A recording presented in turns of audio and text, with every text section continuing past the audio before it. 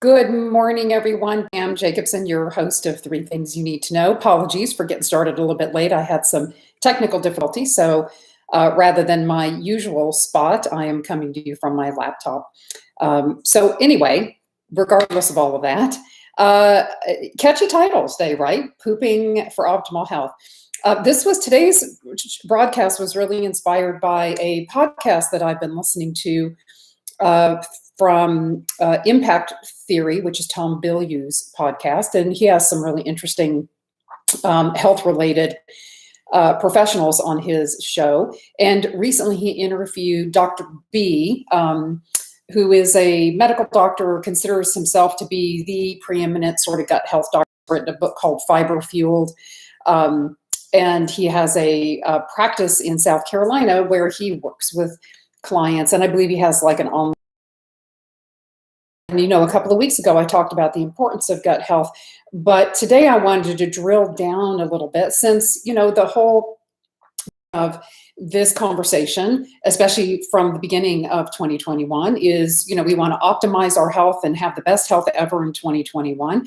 And it's going to be really important that we work on the things that help keep our body clean, right? Continually support our body's own detoxification processes. Which, if you're just joining for the first time today, be sure and go back at least to the beginning of this year. You can get more information on detoxification, the importance of detox. But I wanted to drill down today on the idea of pooping, or more importantly, what we would think of as motility of the gut, movement of the gut. How do we move the things through our digestive system from the time they go into our mouth until the time they come out the other end as our poop? And I believe that the researchers, especially Dr. B, for instance, and he talks a lot about this in his book, is this is a big problem for the majority of the people in our culture for a number of different reasons. So let's just kind of define motility to begin with. Motility means movement. And in the digestive system, there are basically two things that work together to create that movement: muscular contraction, that is driven by nerve conduction. We have more nerves, believe it or not, in our digestive system than any place else in the body. So I found that to be an amazing insight. And I'll talk a little bit in a minute about why that's so important to know that. But it's nerves and muscle working together to create what we call peristalsis, or contraction, all along this tube that essentially runs from our mouth to our anus, that moves through the things that we consume, right? Our foods, our fluids, our medicines, our supplements, whatever. And this is a very important part of our detoxification bodily cleansing system. And for many of us, it's not very efficient, or maybe for some of us, it's completely broken. So why would a person get a gut motility problem?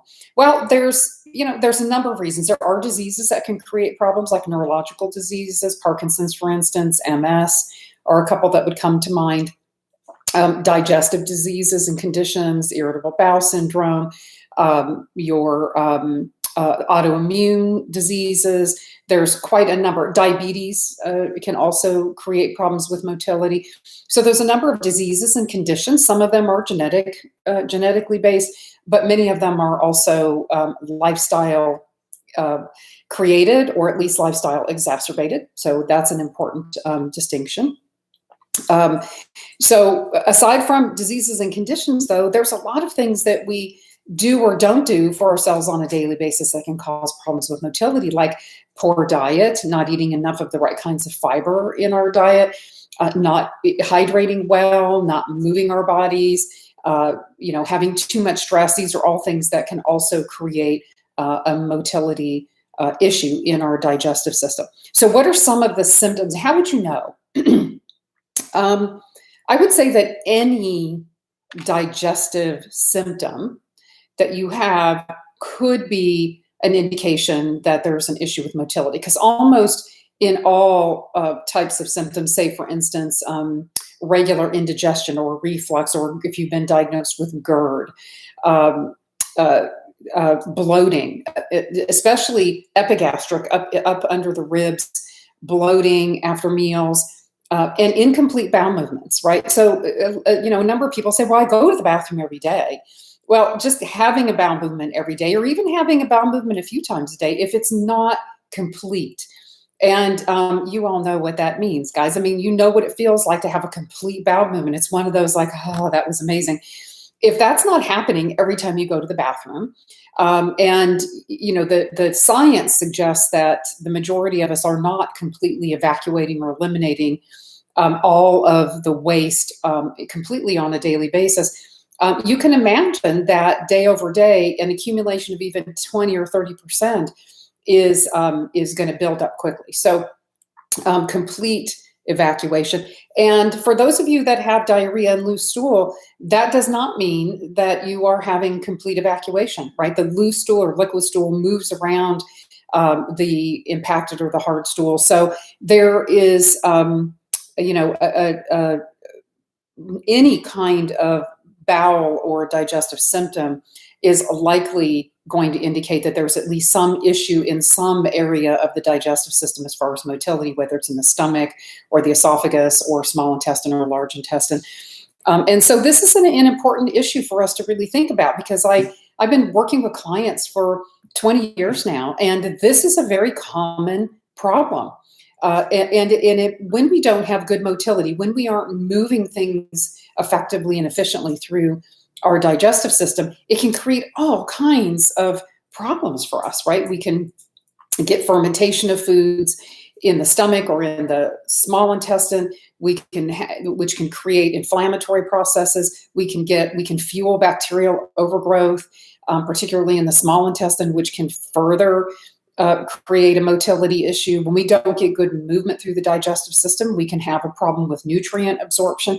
So the downstream effect of not having good motility is there are many issues, conditions, and potentially even ultimately diseases that can happen because of this. So super important. So the whole point of this program is to help you understand what you could do, right? Yes, I can help.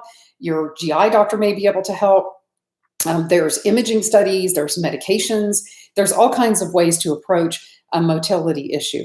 But I would say first and foremost, we should always be looking at how we may be creating or exacerbating the issue and what things we could or should be doing on a daily basis to address the issue first. Now, if you feel like you're doing all of these things consistently, that's the key, every day, and you're still experiencing problems, and that's the time to get evaluated, right? Come and see somebody, or reach out to somebody like me, or make an appointment with your GI doc for some imaging studies. But first and foremost, I think it's important that you understand there's a lot that you can do. And I'm going to sound a bit like a broken record, but we're going to examine the 4 pillars again, because in the context of gut motility, this is the key, really. So remember, pillar number 1, if you've been following me for any length of time, you guys should know this stuff like right off the top of your head. Pillar number 1 is sleep optimization. Why? Because that's the only time the body repairs, including rest and digest mode. That's exactly what it means. The nervous system is not exacerbated. It's not overwrought. It's not out of balance. It is calm and allowing for restoration and repair. So restorative sleep is critical. If you need to know more about what restorative sleep means, look back at some of my previous programs. I'm not going to go into that today, but number 1 most important thing you can do is sleep optimization. Second most important thing that you can do is manage that nervous system, manage your stress response. Remember, if you're in that jungle and the lion's chasing you, it's like, who cares about pooping? Your nervous system's like, man, who cares? She's going to die anyway if the lion catches her, so pooping is not an option. Remember, you've got more nerves in the gut than any place else in the body. If the nervous system is really busy listening to your crazy brain and thinking that you're in some kind of danger, it's not going to be paying attention to what needs to be happening in the gut. Gut motility is just really not that important if the lion's going to kill you when it catches you. So very important to manage stress response. Could be as simple as just breathing deep into the belly on a regular basis. Thirdly, movement, right? We're talking about motility, movement through the digestive system. Guess what, guys? You got to have movement on the outside of the body to get movement on the inside of the body.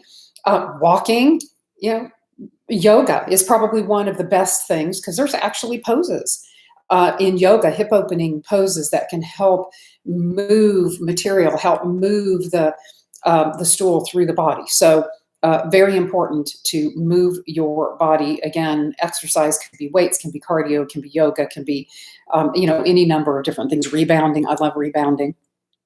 And finally, diet. And diet is really critical. There's Dr. B talks about this in his book quite a bit, but something called the American Gut Project. But there have been many, many studies done on the microbiome. And you've heard me talk about this before. That's the 37 pounds of your body weight that is made up of these trillions of little critters, bacteria, that live throughout the digestive system, but mainly in the large intestine. And guess why they live there? Because that's where they eat. And guess what happens when we don't feed them properly? They can't do their job, right? So getting enough fiber, the right kind of fiber, folks. It's not necessarily something like Metamucil. This is fiber that comes from plant foods. And we need a lot more than we realize, right? I think the recommended daily allowance is somewhere around 25 grams. That's like about a third of what you actually need. You really need probably somewhere in the neighborhood of 75 grams of the right kind of protein, fiber on a daily basis. So, and that can be a challenge, right? Especially in the American diet, which is, we eat a lot of processed foods. There's really no fiber. We eat a lot of animal foods. There's no fiber. It comes from plants. So looking at what percentage of your diet is plant-based, the American Gut Project, when they've looked at the bacterial composition, the microbiome of people eating certain foods, certain composition of foods, what they have found is that those with the healthiest microbiome eat the most diverse diet. In other words, lots of choices, particularly in the area of plants. And it is suggested or recommended through these studies that we need somewhere around 30 different varieties of plants in our diet on a weekly basis, right? That's not to mention how much plant we should be eating during the day. I say 2 handfuls at every meal, and make sure it's the color of the rainbow, right? So, a good exercise, which I've done, is to sit down and make a list of all of the veggies that I would typically consume in a week. So how many out of that 30, right, am I getting in my diet? And if you want more information, you can find it online. They'll give you the list of the 30 broccoli sprouts, for instance, is on there because it gives you so much more of a compound called sulforaphane.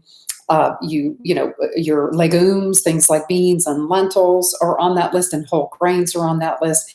And then, of course, lots of prebiotic fibrous veggies, things like asparagus, jicama, artichoke is on there, and fruits like strawberries. It's fruits and vegetables, essentially. If you've got a wide variety of those in your diet, you're eating 30 different varieties, and you're getting a couple handfuls at every meal, then you're probably doing a reasonably good job. You're still not going to get to that 75 gram mark, but you can do some other things to help with that. There are prebiotic powdered formulas that you can use, that you can put in smoothies. You can use ground flax meal and sprinkle that on salads. There's lots of, I think, creative ways to get more fiber in the diet, in addition to eating a lot of veggies. But this is a really key piece of the motility factor, right? If we don't have enough bulk or fiber, we're not, first of all, going to feed our microbiome. So we're not going to make short chain fatty acids, which are the important protectors for our colon. And we're also not going to stimulate that muscular contraction. So when it comes to the nutrition pillar number 4, the diet pillar, it's all about fiber. And if you want more information or some better guidance in terms of fiber, you can certainly read books like Fiber Fueled by Dr. B. There's lots of people out there talking about fiber.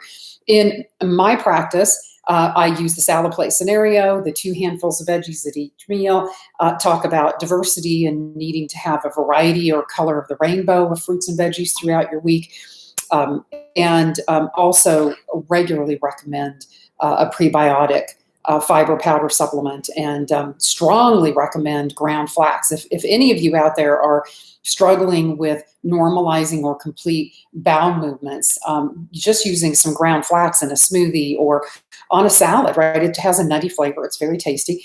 You can just sprinkle it on food that you're already eating, and it has a tremendous amount of fiber in it. So I challenge you all to take 5 or 6 days and really calculate how much fiber am I actually getting, right? That whatever you're eating, you can Google an apple online and see how much fiber you get, and add that up and see, how you're doing with fiber. If you're falling under the mark and you just feel like you can't get enough fiber in your day, then that's a good time to use a supplement. You can reach out to me. I can make some recommendations for different ones that I particularly like.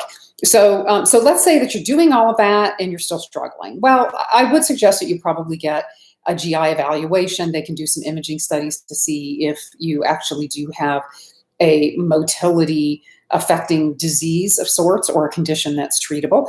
But there are some natural ways that you can approach this, right? So again, before I jump into that, going to conventional medicine, because again, you're going to walk away with some kind of a medication because that's all there is in that toolbox. And some people need that, right? There are, say, for instance, somebody who's gone through significant chemotherapy treatment and the nerves in the gut have been damaged, and they basically have no motility through the gut. They're having all kinds of nutrient deficiencies and wasting and high levels of toxin. Then that person is really probably going to need to have some kind of medication to help motility, or maybe even some type of a procedure done. But for the majority of us, it's not that issue. It's really because usually lifestyle factors like poor sleep and high stress and poor fiber content in the diet, not drinking enough water. And so it's some of the natural things that you can use that can help with motility. Peppermint is big on that list. There's actual supplement combinations that I use in my practice. And again, you could reach out to me and I can give you names of formulations. But the things that are in those, peppermint, artichoke leaf is in there. Ginger is a good one as far as a motility. Magnesium. So something that I use a lot with my patients to help with motility and regular bowel evacuation is magnesium. And it's, it is a nutrient, a mineral that we all need, and that the majority of us are deficient in our culture because we aren't no longer getting it in our food supply as readily as we had in the past. So magnesium is something I think most of us need to be supplementing. I particularly like to have magnesium at bedtime. In a powder form that you would put in water. So a magnesium citrate is going to have the one of the biggest contributions to the bowel. Magnesium in general is a neuromuscular relaxant, so it can help with sleep and it can help with pain at night, but it can also really help with bowel function. And in fact, that's what milk of magnesia as a laxative. It's just high doses of magnesium that cause a person to have a diarrhea type episode.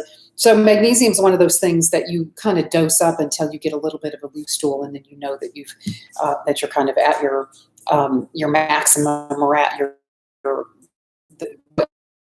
needed level of magnesium is. But I would start with something like a Calm brand of magnesium citrate at night when you go to bed, and take a couple of teaspoons in water.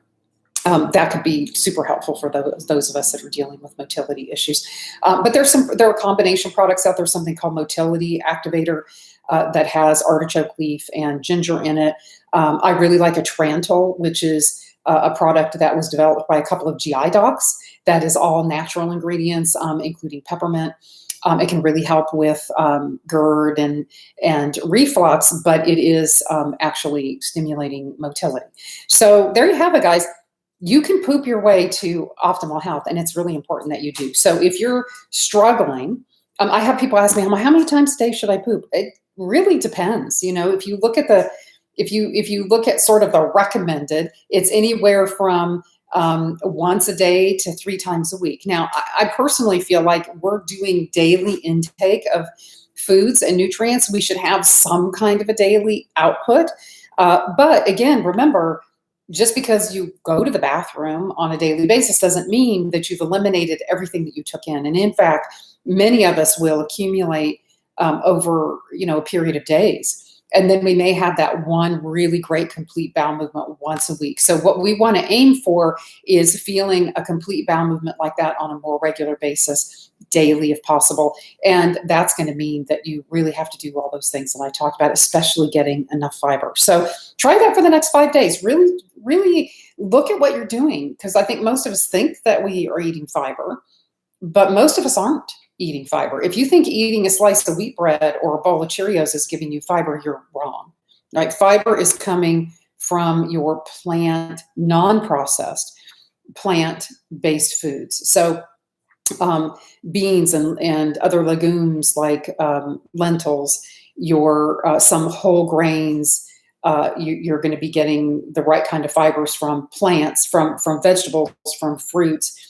And there's a whole list. You can actually Google prebiotic fiber, and it'll bring up a list of fruits and vegetables that have the highest amounts of fiber in them. Now, here's what I would say about that. If you're somebody who's not eating fiber or eats very little fiber, the one thing you do not want to do is go from I'm eating 5 grams a day to I'm going to eat 70 grams today. That is probably not going to go well in your digestive system. You're going to need to go slow. So as you increase fiber, you need to do it slowly. So if you've not been doing the 2 handfuls of veggies per meal and the big variety that I've talked about, you want to maybe start with just having a little bit of veggies in a meal and gradually build up to your 2 big handfuls at every meal, and really look at also your variety is important. There's a reason why fruits and vegetables have the color and the textures that they have. It's because they have different types of fiber content and certainly different necessary nutrient content. So I hope you found this helpful. I would love to hear some feedback on what happens with your pooping in the next week or so. And as always, I will be with all of you next Wednesday, 9 a.m. Pacific time. Let me know if there's anything that you want to know more about. And I will see you all then. Have a great week.